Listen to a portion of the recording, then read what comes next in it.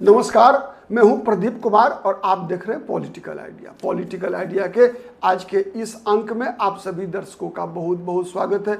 मित्रों, आज हम बात कर रहे हैं भारत के अगले उपराष्ट्रपति के बारे में। आप सभी को पता है कि विगत 21 जुलाई को एकाएक अचानक भारत के उपराष्ट्रपति जगदीप धनखड़ ने इस्तीफा दे दिया।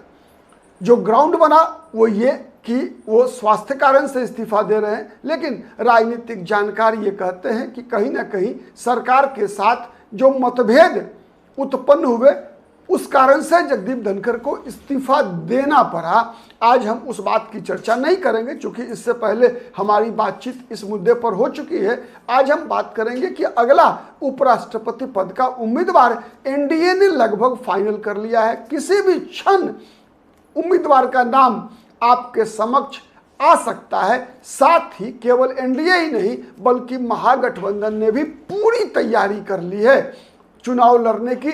बिना चुनाव लड़े जीतने नहीं देगी महागठबंधन, ये महागठबंधन ने तय कर लिया है। एक तरफ एनडीए के जितने भी घटक दल हैं सबों की बैठक हुई। उस बैठक में प्रधानमंत्री नरेंद्र मोदी और भारतीय जनता पार्टी के अध्यक्ष जेपी नड्डा को इस बात के लिए अधिकृत कर दिया गया कि प्रधानमंत्री और जेपी नड्डा मिलकर जो नाम तय करेंगे उपराष्ट्रपति पद के लिए उम्मीदवार का, उस पर हम सभी की सहमति होगी।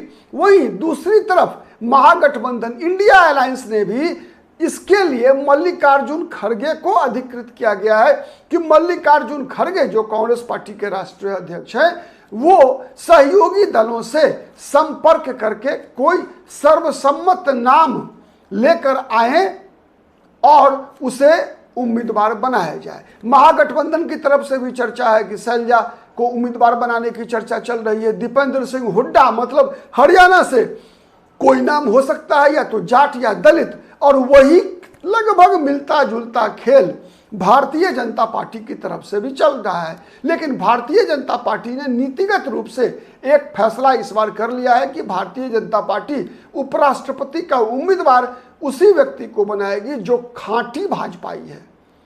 मतलब जगदीप धनखड़ और सत्यपाल मलिक टाइप के किसी व्यक्ति को, जिसका कि भारतीय जनता पार्टी के वॉशिंग मशीन में आना हुआ है, ऐसे लोगों को इस बार भारतीय जनता पार्टी जो है उम्मीदवार नहीं बनाएगी। भारतीय जनता पार्टी अपने किसी जन्मजात खांटी स्वयंसेवक या जो जिसका राजनीतिक जन्म ही भारतीय जनता पार्टी में हुआ है वैसे ही लोगों को बनाएगी।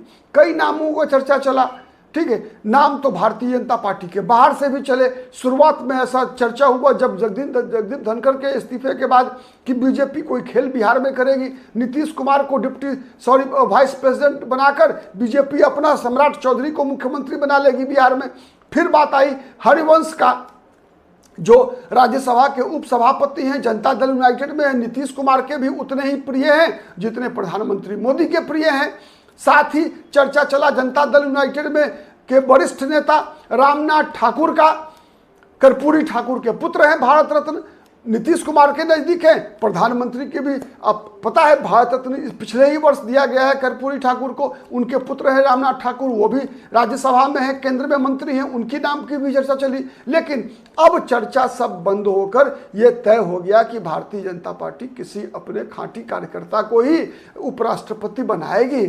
और उसके लिए चूंकि जो वोट इलेक्ट्रल कॉलेज जो होता है उपराष्ट्रपति का, निर्वाचक मंडल जिसे हम कहते हैं हिंदी में, उसमें भारतीय जनता पार्टी का बहुमत है। तो विपक्ष का चुनाव लड़ना एक औपचारिकता होगा अगर कोई विशेष करामात ना हो जाए, कोई चमत्कार ना हो जाए। क्योंकि इस देश में इससे पहले कई चमत्कार हो गए हैं। जब राष्ट्रीय राजनीतिक दल ने खुद अपने उम्मीदवार को चुनाव हरवा लिया, वो इंदिरा गांधी की बात थी, ठीक है, के जमाने में जब खुद कांग्रेस के उम्मीदवार को ही इंदिरा गांधी ने कहा कि हरा दीजिए, अंतरात्मा की आवाज पर वोट डालिए राष्ट्रपति उपराष्ट्रपति के चुनाव में, तो ऐसा खेल हो चुका है। तो खैर ऐसा तत्काल तो दिखता नहीं।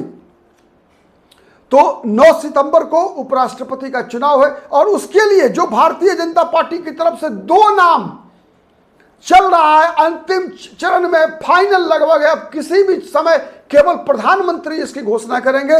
वो दोनों के दोनों भारतीय जनता पार्टी में नरेंद्र मोदी के बहुत ही नजदीकी हैं। एक नाम है मध्य प्रदेश से थावर चंद गहलोत दलित समाज से आते हैं, कर्नाटक के राज्यपाल हैं, केंद्र में सामाजिक न्याय एवं अधिकारिता मंत्री रह चुके हैं नरेंद्र मोदी के पहले सरकार में। ठीक है, अब उनका नाम चल रहा है उपराष्ट्रपति के लिए। संघ के स्वयंसेवक रहे हैं, उज्जैन से आते हैं, महाकाल की नगरी उज्जैन से आते हैं। 1974 के छात्र आंदोलन में 1900 मीसा में इमरजेंसी में आपातकाल के दिनों में ये जेल में भी बंद रहे थे। 1980 में ही पहली बार विधायक बने। 1996 में पहली बार शाजापुर लोकसभा सीट मध्य प्रदेश से जीतकर लोकसभा में आए। 98 में दोबारा जीते। आपको पता है 98 में लोकसभा का उपचुनाव हुआ था, 99 में भी लोकसभा उपचुनाव हुआ था, उसमें भी ये जीते। तो जब 99 में तीसरी बार लगातार जीते तो फिर इनको चीफ व्हिप बनाया गया था भारतीय जनता पार्टी संसदीय दल का। आपको पता है उस समय में वाजपेयी जी की सरकार तीसरी बार बनी थी। ठीक है, फिर 2002 में भारतीय जनता पार्टी के राष्ट्रीय सचिव बने, पूर्वोत्तर के प्रभारी बने। 2004 में फिर चौथी बार लोकसभा चुनाव जो है जीते और एक तरह से भारतीय जनता पार्टी के राष्ट्रीय उपाध्यक्ष भी बने। फिर 2014 में 2012 में इनको राज्यसभा में लाया गया। 14 में नरेंद्र मोदी की पहली सरकार बनी तो सामाजिक न्याय और अधिकारिता मंत्री मैंने बताया। फिर दूसरी बार राज्यसभा सदस्य बने 2018 में और उस बार सदन के नेता बने। अभी राज्यसभा में सदन के नेता हैं जेपी नड्डा। तो जेपी नड्डा जिस पद पर हैं उसी पद पर थावर चंद गहलोत थे। 19 में फिर से सदन के नेता बने और 21 में कर्नाटक के राज्यपाल नियुक्त होकर बेंगलोर के राजभवन में अपनी सेवा दे रहे हैं। दूसरे उम्मीदवार हैं ओम माथुर। ओम माथुर भी नरेंद्र मोदी के बहुत ही नज़दीकी हैं, 73 साल के हैं, राजस्थान से आते हैं, कायस्थ समाज से आते हैं और अपनी जाति की संख्या न होने के बावजूद लंबे समय से अपनी व्यक्तिगत प्रतिबद्धता, व्यक्तिगत संगठन कौशल और भारतीय जनता पार्टी और आरएसएस के विचारधारा के प्रति समर्पण के कारण भारतीय जनता पार्टी के संगठन में एक कद्दावर चेहरा के रूप में इनकी पहचान है। गुजरात चुनाव के समय प्रभारी रहे वो, जब नरेंद्र मोदी मुख्यमंत्री थे और अमित शाह के भी काफी नजदीकी माने जाते हैं। आरएसएस के प्रचारक रहे हैं, संगठन कौशल राजनीतिक रणनीति बनाने में माहिर हैं।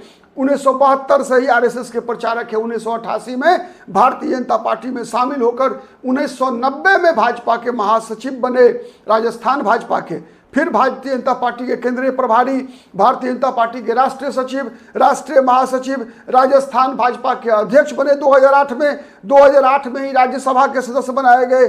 14 से में भाजपा के राष्ट्रीय उपाध्यक्ष बने। फिर राज्यसभा 2016 में गए। अभी वर्तमान में सिक्किम के राज्यपाल हैं।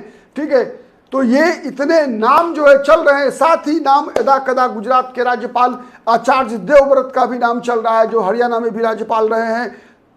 तो ये स्थिति है, लेकिन वर्तमान स्थिति ये है सबसे मजबूत चेहरे के रूप में थावर चंद गहलोत या ओम माथुर। किसी भी समय डिसीजन आ सकता है, घोषणा हो सकती है, इंतजार कीजिए। ठीक है, फिर जब नाम आएगा तो फिर हम उस नाम के पे विश्लेषण लेकर एक बार पुनः आपके समक्ष हाजिर होंगे। तब तक के लिए धन्यवाद, नमस्कार, जय हिंद, जय भारत।